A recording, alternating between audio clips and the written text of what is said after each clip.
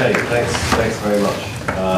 So I'm going to talk about the why nations fail. So I'm going to talk for about 40 minutes, something like that, 45 minutes, something like that. I'm going to talk about, just kind of give an overview of why nations fail. It's a very sort of non-technical level.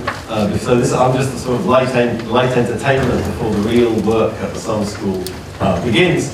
And then I'm going to talk a little bit at the end, because Marcus Miller, I don't know if Marcus is here. Is Marcus here? He tried to be here. Anyway, he persuaded me, he's just arrived. So he persuaded me I should talk about, what might be our next book. So just for Marcus, who's just arrived, I'm going to talk about what might be our next book. It doesn't have a title. But anyway, okay. So there's lots of ways you could start by talking about why nations fail. It's just really about economic development. It's proposing a way to think about economic development and why some countries are economically successful and some countries are not economically successful. And one way of thinking about the book, sort of, if you could think of like one slide which summed up the entire book, so you could sort of bring in every type of concept or idea, it would be this photograph here. So this is the Korean Peninsula at night, and it's an example we used in the book. It's an example of what we call sort of natural experiment. And what you can see, what's the difference between North Korea and South Korea? Well, there's an awful lot of light. So that in South Korea they have electricity and light bulbs, and you'll see that I'll keep coming back to light bulbs during the course. And here's North Korea. There's not these things never run. Okay, there's a little bit of light here. I guess this is the presidential compound in Pyongyang. The former president used to have a wave pool, apparently, which that probably takes a lot of electricity running a wave pool. I don't have one myself. So you could sort of think about what generates this, and this is you could sort of say this is like a proxy of economic development. So nowadays there's a literature in economics using light at night as a way of measuring economic activity. Some parts of the world, like in sub-Saharan Africa, the data is very bad. But we can observe light from satellites, so actually it's an interesting proxy of economic activity and where there's public good provision and things like that. So this is actually telling you something quite profound about differences in economic development and living standards. North Korea has a level of income per capita of a sub-Saharan African country. South Korea is in the OECD, and what creates this enormous difference? It's even more interesting because if you went back 60 years, this difference wouldn't have existed. In fact, before the Americans bombed it back, into the Stone Age, most of the industry it was actually in North Korea, not in South Korea. If you go back to the 1940s, so you could even say North Korea might have been more prosperous than South Korea if we went back into the 1940s or 1950s. So this is an example, of what we're talking about in the book. These enormous differences in economic development, living standards. And let me just start with a very kind of boring economic perspective and say, what generates these things? There's different sort of layers of the onion in thinking about what generates these differences. These differences have huge consequences, in lots of ways. For example, North Korea in the last 10, 20 years has been subject to massive famines, for example, and starvation. Okay, so it's not, this is a matter with huge impact on people's life chances and their consequences, the human welfare. So we can talk about that in lots of ways, and I will. I'll keep coming back to this. But let me just start by talking about this difference in a sort of boring economicsy way. So if you were going to look at two countries and one had much higher levels of income per capita than another, and you start saying, okay, like what causes that? You start by thinking about a production function. You start by thinking about, what are the inputs into generating income or generating goods and services that people value. And the inputs are things like capital, physical capital, human capital, technology. So the light bulb, in electricity, you could say is a good example of technology.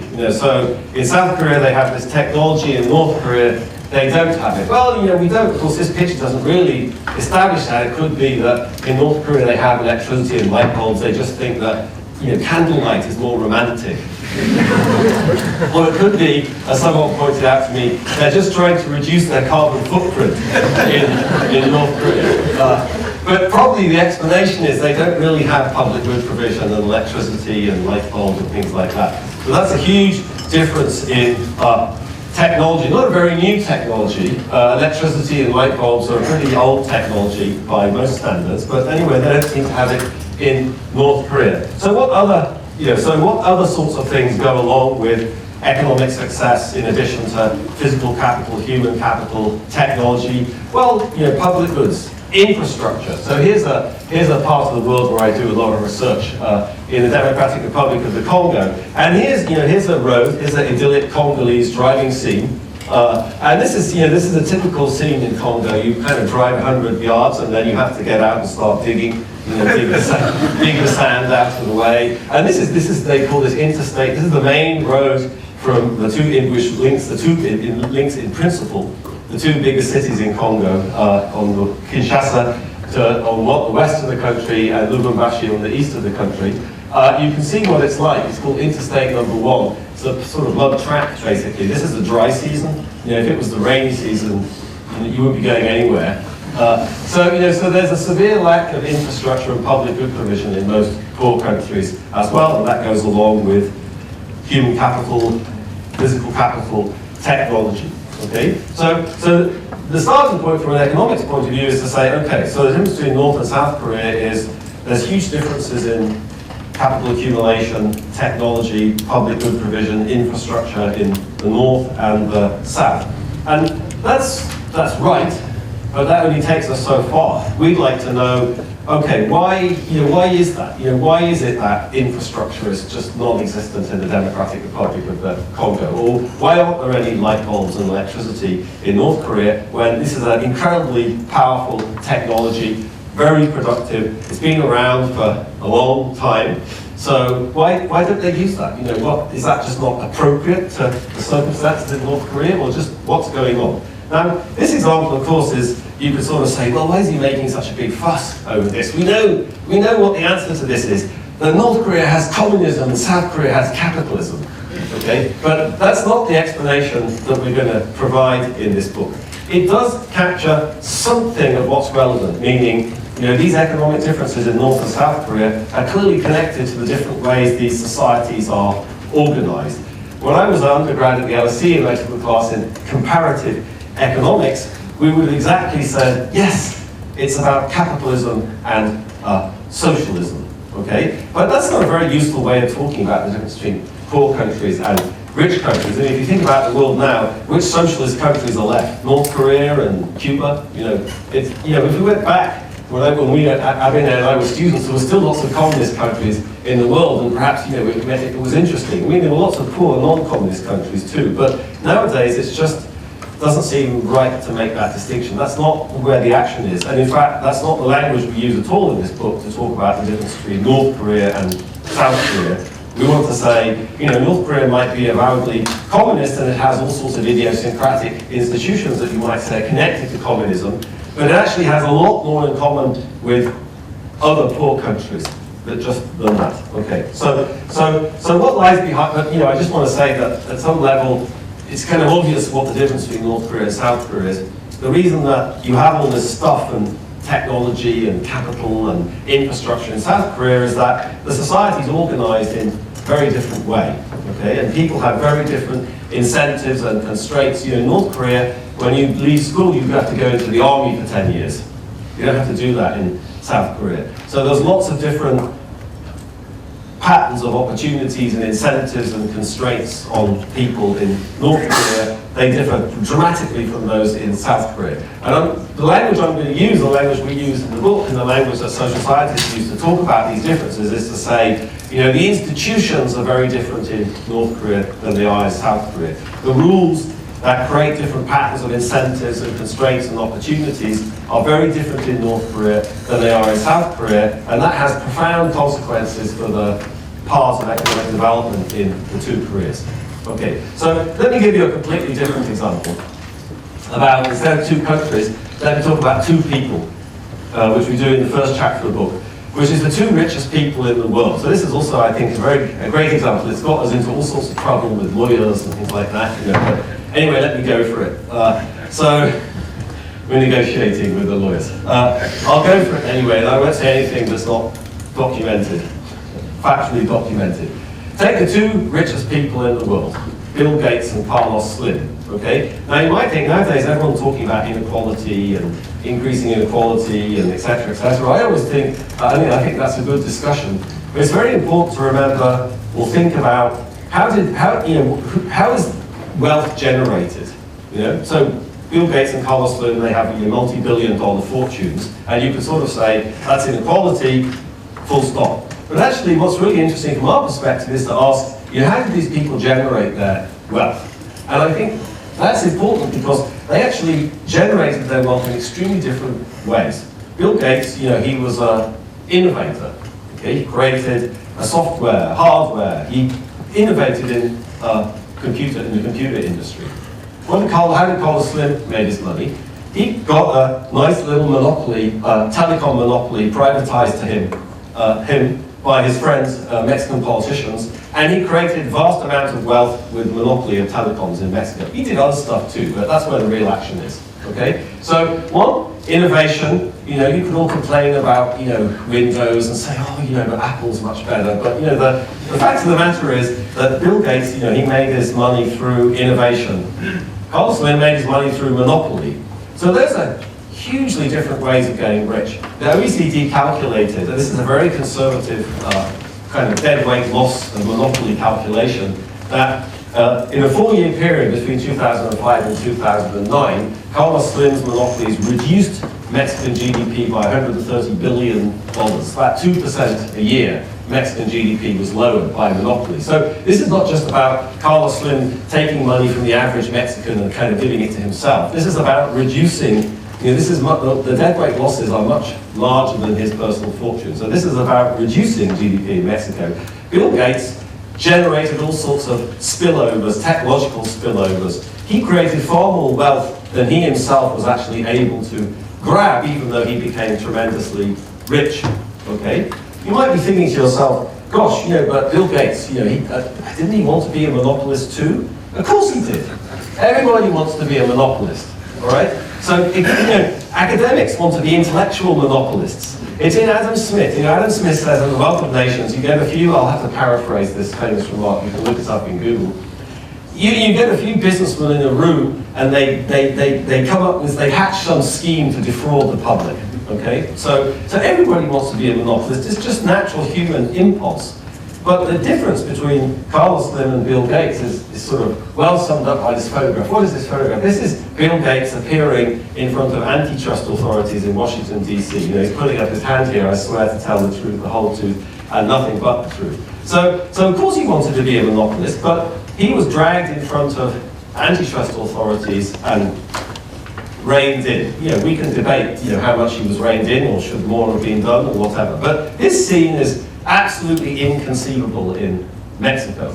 And the interesting thing about the US is that this is not a very new scene. It's quite an old scene. Here's a cartoon. This is from the early part of the last century. This octopus. The octopus is the Standard Oil Company. Okay, so the Standard Oil Company, which was run by Rockefeller, what was the Standard Oil Company doing? You can see it has its tentacles around the White House and the Capitol and the politicians, and the Standard Oil Company, was trying to fix elections and bribe politicians, and it was out of control, on a much bigger scale than Microsoft ever was. And what's happened to the Standard Oil Company? The Standard Oil Company was, in 1909, was broken up by US antitrust authorities.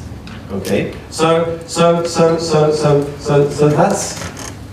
some very significant differences in terms of how people made their wealth and what were the consequences of different patterns of behavior.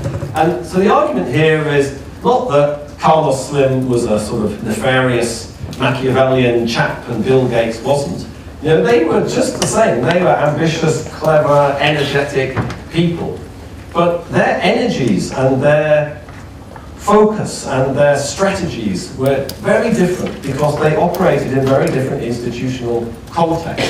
The way to make money in the United States is still to be an innovator, to create your own company, to be an entrepreneur. The way to make money in any Latin American country is to get monopolies. You know, I work a lot in Colombia, in South America, and if you make a list of, you know, all of the rich people in Colombia, they're all, how do they make their money? Monopolies, government contracts, that's how you make money. You don't make money by innovating, or that's not the way things work. So that's not about the people. It's not differences in the people or differences in the culture. It's just differences in the incentives and opportunities that face people. Okay? And those differ dramatically in North America to most South American countries, although Mexico is, you know, Mexico is actually one of the more functional places in South America. So this kind of captures the ideas in the book. And let me just put some more kind of terminology into this, all right? So we, you know, I started out with sort of two dichotomies between North Korea and South Korea and Bill Gates and Carlos Slim. And what I want to emphasize here is that, you know, the difference between North Korea and South Korea, or the difference between the United States or Mexico or North America and South America, is something to do with these different types of institutions and the way they sort of push people's energies and channel people's energies and behavior. Okay, so a dichotomy, you know, is just much too simplistic. You know, the world's much more complicated than this or that, and you know, but it's very useful for nuance and grey areas. You know, we're all academics, you know, that's we just love nuance and grey areas. So if you want to get me started on nuance and grey areas, you know, go for it.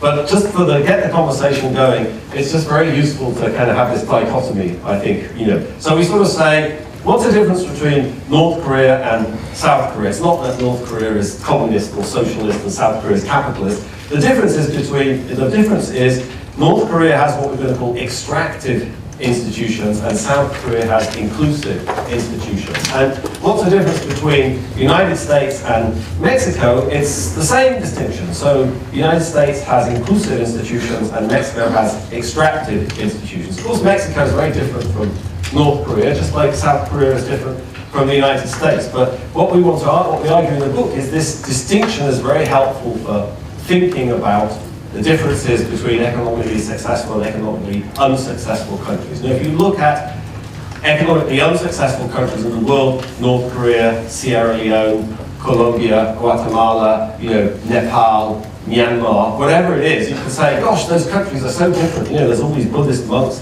in Myanmar. In Colombia, they're all Catholics. You know, it was a Spanish colony, Myanmar was a British colony, Nepal was never a colony. You know, how could they not, you know, so how could we compare all of these things when so many of the details differ? Well, you know, that's the thing in social science. You've got to try to come up with concepts that sort of, you know, cut through all of these details and all of these distinctions and sort of say, well, yeah, it's true that, you know, Myanmar and Colombia are super different in many aspects of their society and culture. But if we're going to talk about economic development and talk about economic performance, we want to talk about economic incentives and economic opportunities. And then there's a sense in which they're pretty similar, despite the fact that there's all these details which differ. And how are they similar? Well, they're similar in the sense that they have extractive institutions, and that creates poverty. Okay? So I'm saying extractive and inclusive, but actually there's sort of two aspects of that.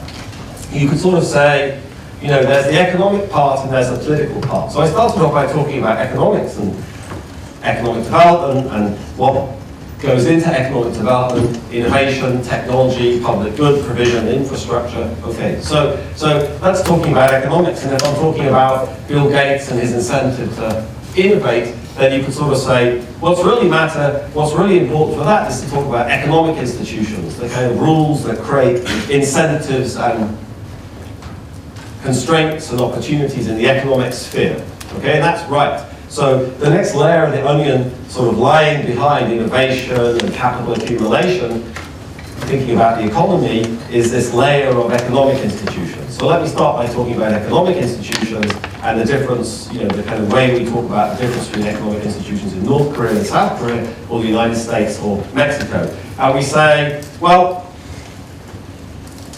Mexico has extractive economic institutions, and the United States has inclusive economic institutions. So why this word inclusive? So let me tell you where this word inclusive comes from. So I'll go back to the light bulb. So this is a picture of the patent which Thomas Edison, the famous inventor, took out on January 27, 1880, when he invented the light bulb. Okay, so what did Edison do? Edison invented lots of things. He has the world record number of patents. He invented the light bulb, and what did he do? He took out a patent. So what's his patent business? Well, he paid some money to the US government, and the US government recognized his patent. This is it. This is the kind of formal document. And then they agreed, to protect his property rights, his intellectual property rights. Okay? So why do you have patents? Like, what's the business about patents? Well, the thing is, about ideas. Ideas are, when you come up with an idea, with an invention, that's a sort of what's called a non-excludable good.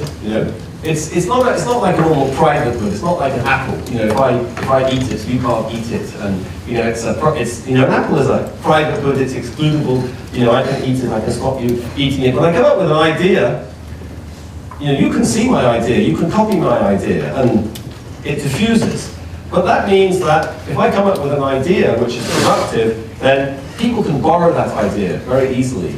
And they can generate wealth and increase productivity as well. But I can't benefit from that. So one of the things about innovation, this is something that the economist Paul Romer emphasized very much in his work, is that innovation is going to be extremely inefficient because I want to innovate. What's my incentive to innovate? My incentive to innovate is, I create wealth and I benefit from that. But it's obvious, if you think about this idea of ideas being easily copied or non-excludable, that I'm only going to benefit from a small amount of the wealth that I generate. Think about Thomas Edison. Think about all of the consequences of inventing the light bulb. Edison ended up a rich chap. But he only benefited from an incredibly small fraction of the wealth that he created. So the idea of the patent system is to sort of try to align the kind of private and social incentives, to try to protect people's intellectual property rights so they can benefit more from these ideas and innovation, and that creates incentives for them. Okay? Now, I mentioned the economist Paul Romer, but actually the US patents who did this work in the 1980s and 1990s, but actually the US patent system goes all the way back to the Constitution. It's in the Constitution. And the first patent board met in 1790. And Thomas Jefferson was on the patent board. Now, Thomas Jefferson was a pretty important politician, as you might know, in the history of the United States. And what on earth was Thomas Jefferson doing on a patent board, giving out patents? He was on it because they thought, gosh, this is important. Stimulating innovation, creating incentives for innovation. This is a really, really important activity if this country is going to be successful. So we want serious people on the patent board. Now, let me tell you some other stuff about patenting and in the 19th century US. This was studied in great detail by the economic historian Ken Sokolov. And what Ken did was he got enormous lists of these patents, spent a long time in New York Public Library or Fifth Avenue, and he went back through all these patents and looked at these people. Who were these people who took out patents?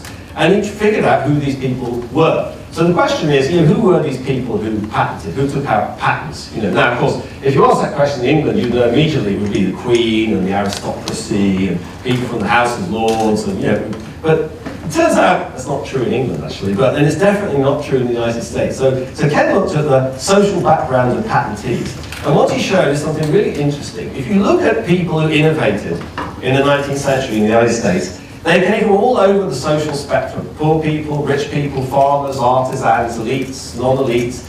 A third of them were even not formally educated. Okay, not to say that lack of education is a development strategy, but just to say, ideas, talent, creativity, entrepreneurship, innovativeness, that's spread out very broadly in society. Okay, you don't know where it is. The government doesn't know where it is. You can't figure out who knows what or who has talent or skills or what talent or skills they have. So you need to set up a set of institutions in society that can harness all that latent talent and creativity and energy. Okay, and that's what North Korea does not have, and that's what South Korea does have. And so we use this word inclusive because this is all about inclusion. If you want to be economically successful, you've got to tap into this innovativeness, in this latent potential in society. So why am I emphasizing innovation? Why not talk about capital accumulation?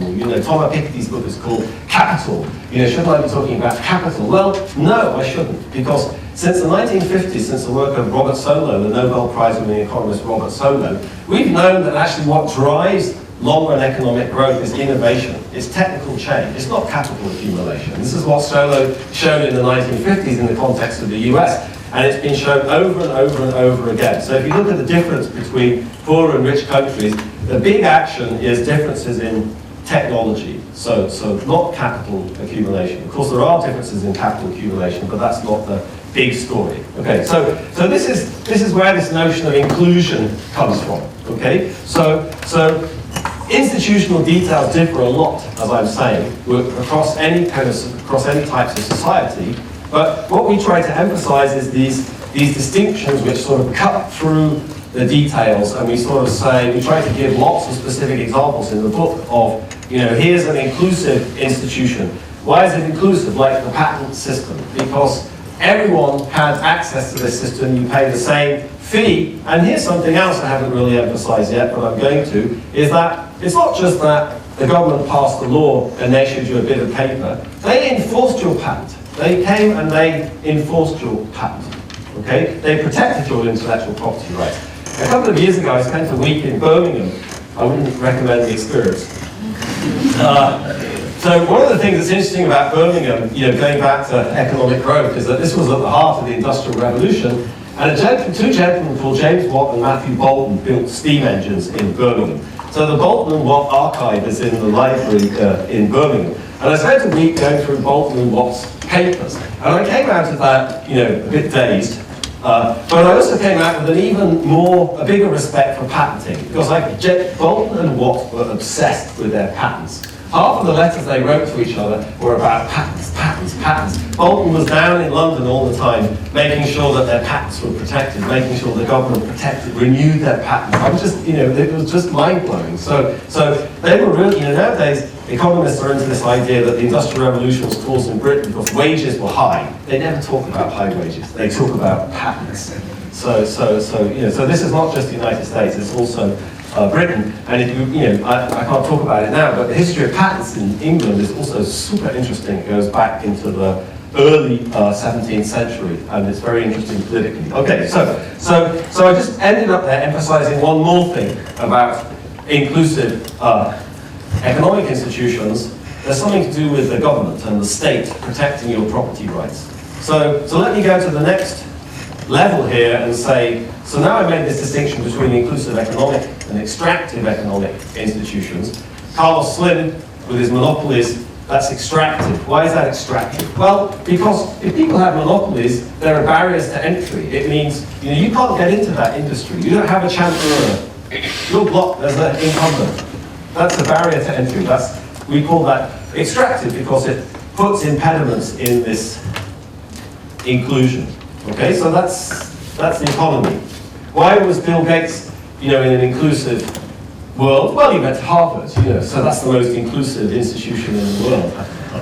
Okay. All right, so let me talk about the politics now. So that's the economic layer. So extractive institutions impedes incentives, it impedes opportunities, it makes constraints where there should be none, it creates poverty. Inclusive institutions stimulate, they create incentives, creates opportunities, creates innovation.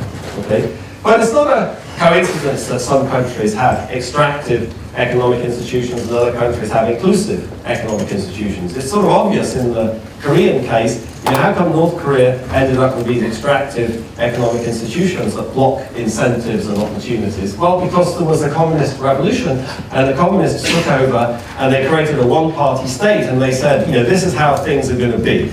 Okay? So it's obviously got something to do with politics. It's not that North Korea hired a bunch of economists from the World Bank, and they said, look, this is how you should do things. So it's not that they have bad economic advisors, and South Korea has good economic advisors. There's a famous theorem which I learned as an undergraduate at the London School of Economics, and it's not no one talks about it anymore. It's called Zauberman's Law. And Zauberman's Law said, the better the economists, the worse the economy. Present company excluded, of course. So it's not about, some people have good advice or some people have bad advice. It's about politics, okay? So the next layer is to sort of say, if you want to, okay, so now we made this connection between extractive economic institutions and inclusive economic institutions and unsuccessful and successful development. But now we want to step back and go to the next level of the onion and say, well, okay, so why is it that these things vary around the world? And a lot of the book is trying to tell historical stories about that, and that's all about politics, okay? So, if you want to know the difference between Bill Gates and Carlos Slim, you have to go back to something I said earlier, which is to say, how come Carlos Slim ended up with this monopoly? Well, he ended up with a monopoly because it was a sort of insider privatization from his political friends, okay? So the only reason he ended up with a monopoly is because the political system in Mexico is not very accountable, okay? If you read the newspapers, you also know that the state in Mexico at the moment is not very effective. So that's why it can't implement antitrust. So Mexico actually has rather good antitrust laws. It spends a lot of money hiring consultants to write them. It's just that it can't enforce them. Whereas in the United States, they have similar laws, but the difference is the state can actually enforce them.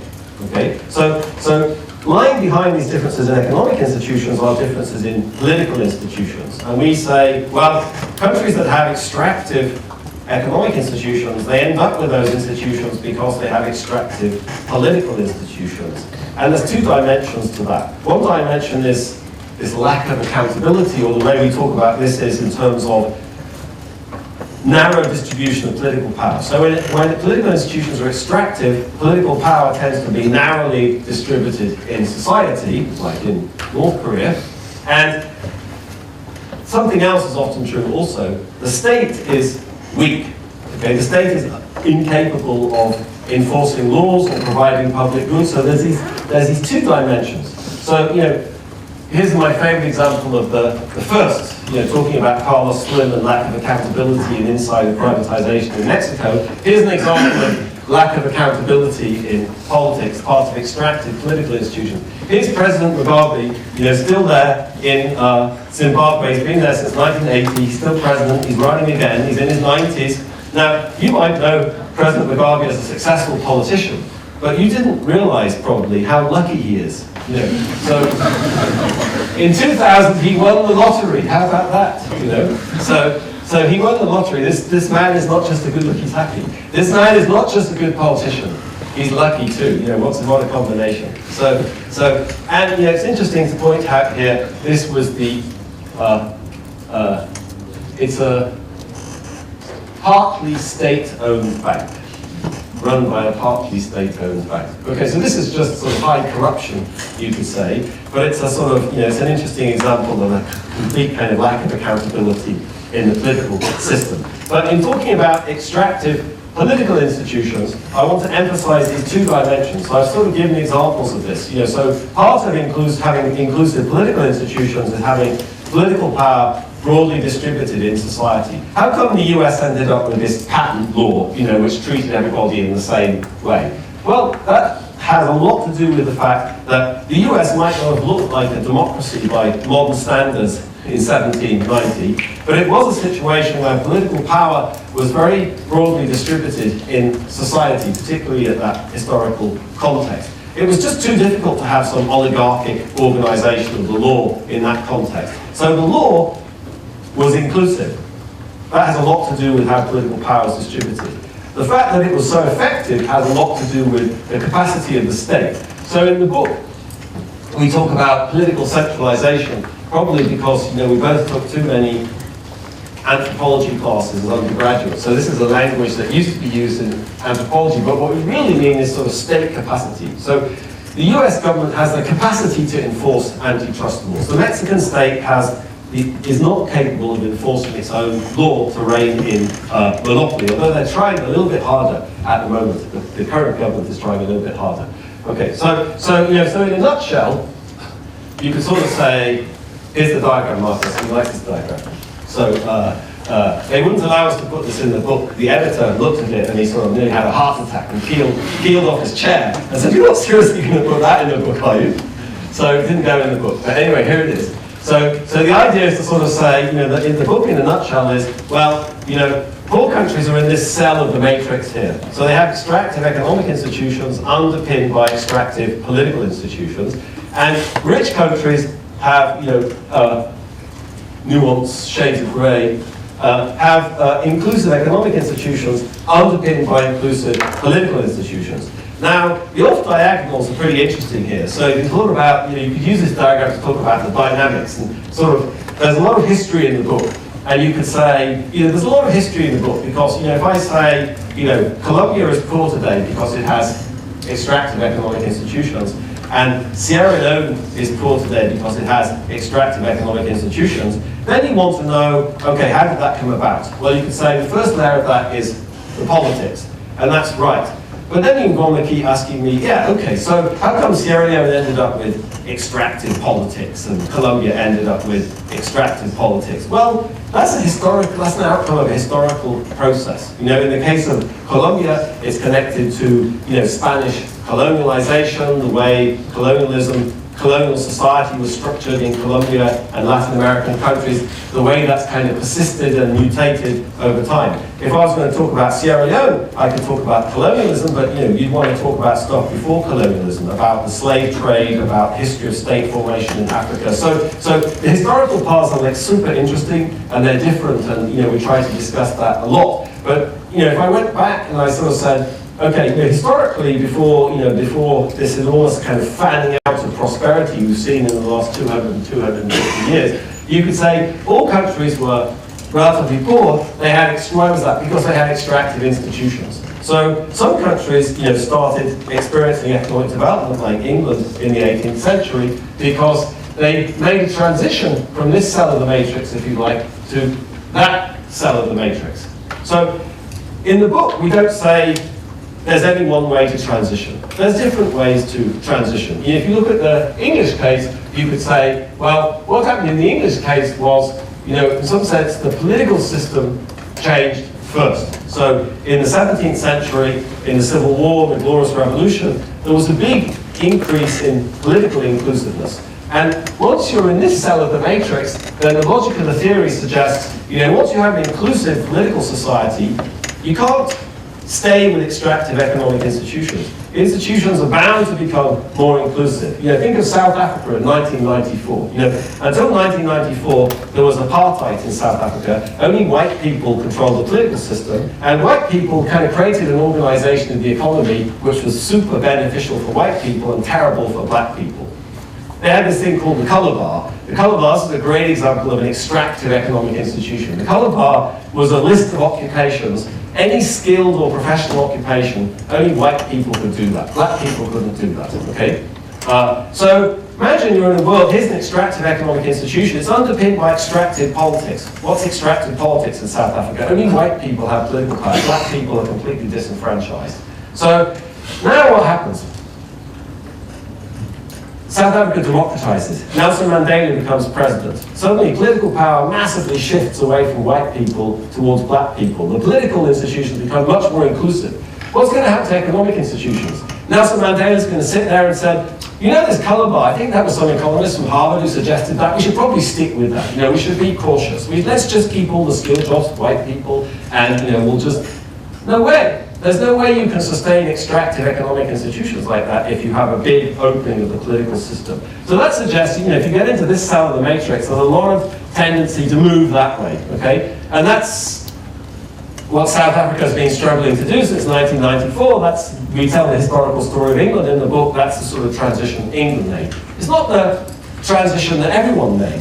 South Korea, let me go back to South Korea. South Korea, you could sort of say, historically, was in this cell of the matrix, the Japanese colonialism or whatever. How did South Korea transition to a different type of society?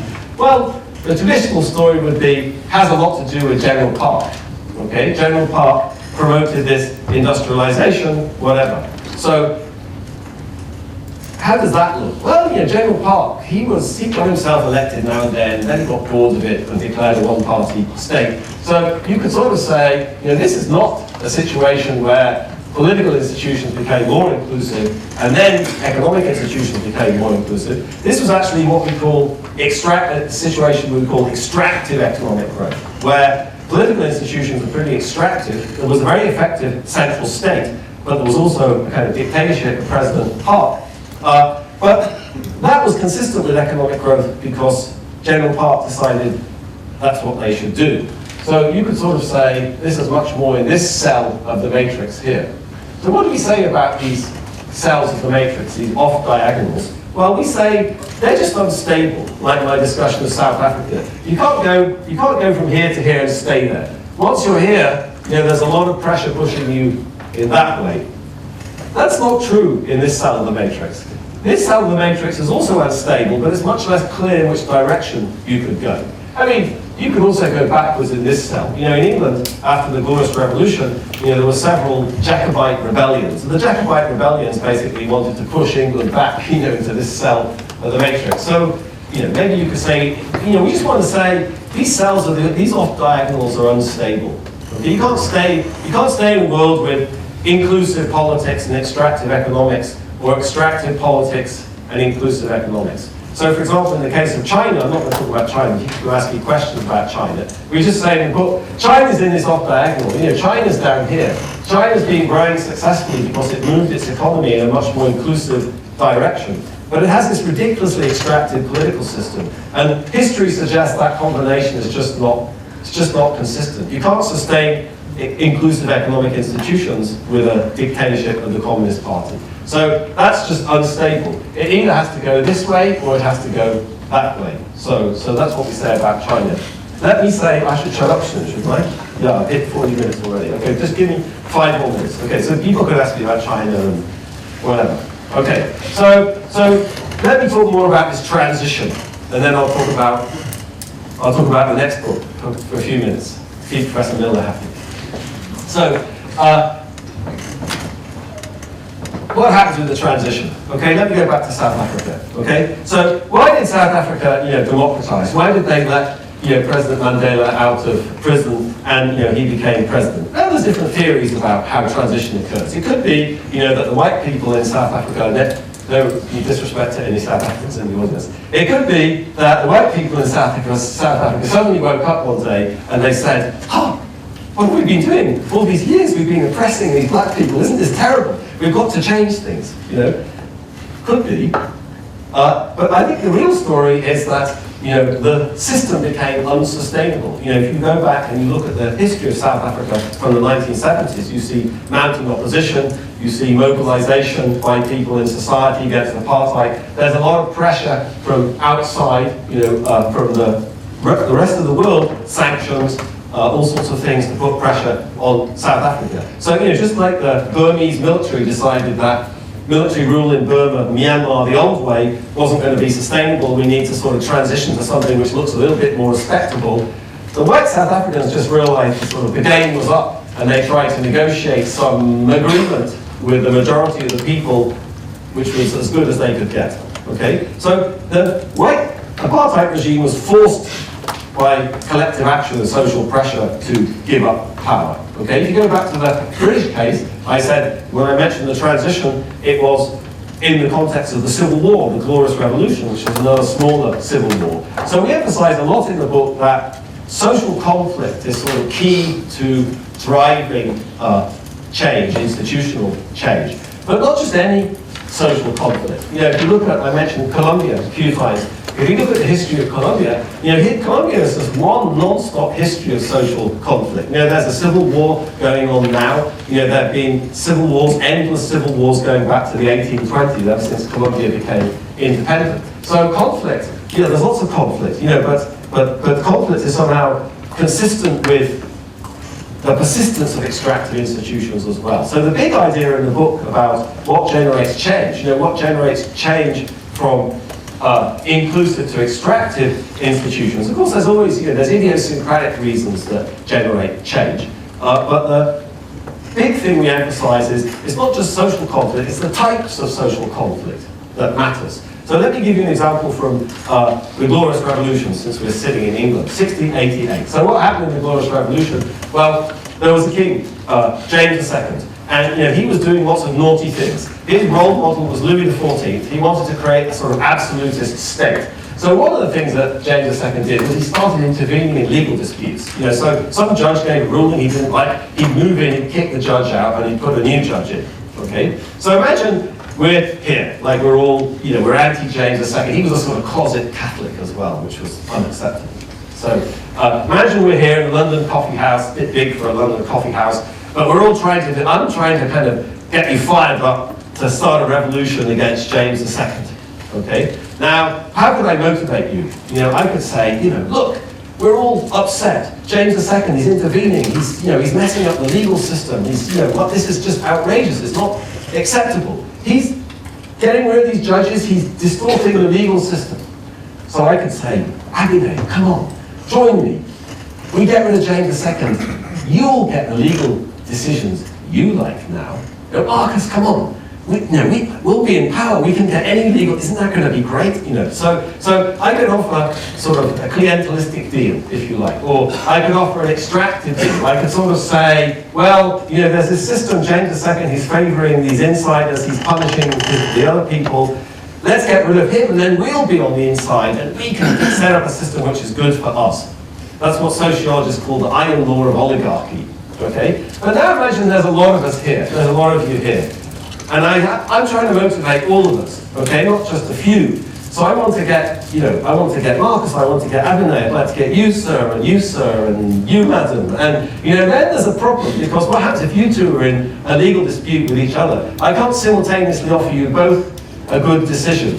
So what's interesting about the Glorious Revolution is that if you look at, as sort of people in society mobilized and as they found a sort of public sphere where they could discuss their grievances against James II, somehow this very sort of clientelistic type of strategy, or this maintaining a kind of extractive type of system, where some people get favours, other people don't get favours, Carlos Slim gets his monopoly, so somebody else doesn't get their monopoly, that became just infeasible, because there were too many people involved in this, and you can't give special favours to everybody simultaneously. So this is what we call a broad coalition in the book. So the sort of empirical regularity we try to emphasize in the book is that what matters in the thinking about institutional dynamics is that whether or not there's a sort of broad coalition where you have a lot of people, heterogeneity, cross-cutting interests, who was involved in the Glorious Revolution against James II? Members of Parliament, both sides of the Whigs and the Whigs and the Tories, as they were called in those days. Landowners, ordinary people, businessmen, merchants. It was a sort of cross-cutting, broad coalition, if you like. And what we emphasize is that made it very difficult. It created a very different type of political equilibrium, which made it very difficult. Once these people had won, it was very difficult to kind of recreate the old system in a new guise. And that created a much more inclusive political society. So in the book, this is our old diagram, here's our new diagram. In the book, we kind of make this all look seamless, So you're in an extractive society, a broad coalition forms, you move to an inclusive society. But with an emphasis on the politics, right? But there's two dimensions to the politics. There's what we call having an effective state, or state capacity. We call that political centralization. So building an effective state. And that certainly happened after 1688. They built a proper fiscal system in Britain for the first time. They bureaucratized a large part of the civil service. They did all sorts of things. So they did build more state capacity. The other dimension is what I've been calling the distribution of political power. And that got more inclusive after 1688 too. Okay, so there's two dimensions. What I want to emphasize here is there's two dimensions. There's the dimension of building state capacity, making the state stronger, being able to enforce your antitrust laws.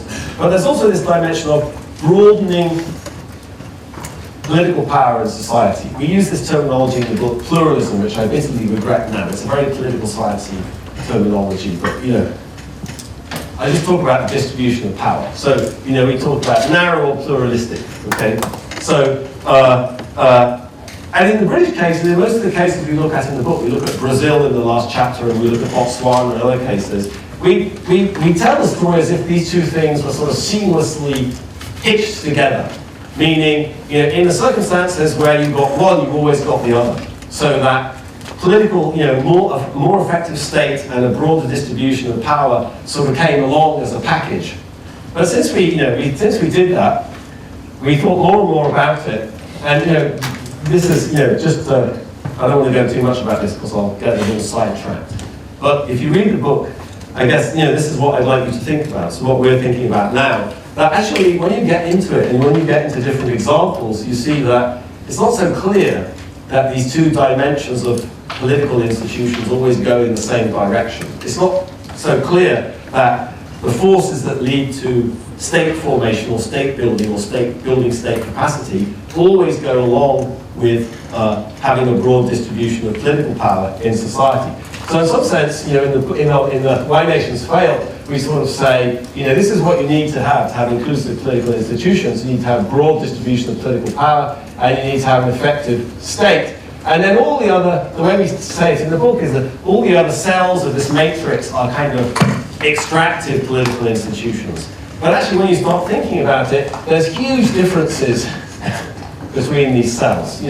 You could say, there's huge differences. Why is that? Well, think about it like this. Where's North Korea? North Korea is a situation with a very narrow distribution of political power, but it actually has a pretty effective state at some level. It's able to repress its citizens very well. It's able to contain social conflict even when there's mass famines. It can fire off fancy missiles. Can even hack advanced computer systems. So there's some capacity of the state. This is not Somalia or the Democratic Republic of Congo or Sierra Leone. Okay, you can sort of say, where is Sudan? Sudan is here, for example. Narrow distribution of political power, pretty ineffective state. It's a state that doesn't have a monopoly of violence, it doesn't have an effective fiscal system. So that's here. What about here? How could you have a country with a very ineffective state and a broad distribution of political power? Well, that's what Colombia is like. Colombia actually has elections. They're chaotic, they're fraudulent, they're violent. There's a lot of vote buying and clientelism, and but it actually determines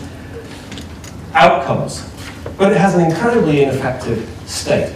Okay, so these are very different places to be in. I guess that's our our next book is going to be about. These are these cells in the matrix, which we sort of treat as all the same in the first book, and getting out of them and getting into this cell in the matrix here is the same process. I think that's probably not right, actually. Of course, you're sitting there thinking, well, there's a million ways in which this framework is oversimplified, so why pick on this one dimension? Well, I don't know, just because we had some ideas. So just this is the last thought I'd like to take away. We treat all these things as the same in the book. And I guess what we're thinking about now, actually, is that these three cells are very different. And the challenges in terms of creating inclusive political institutions from these different cells are very different challenges, and probably what takes you out of one of these cells and towards more inclusive political institutions is very different in these different contexts. Okay, so that's, I've been ordered to shut up now. Yeah, I'll shut up. Ask a question.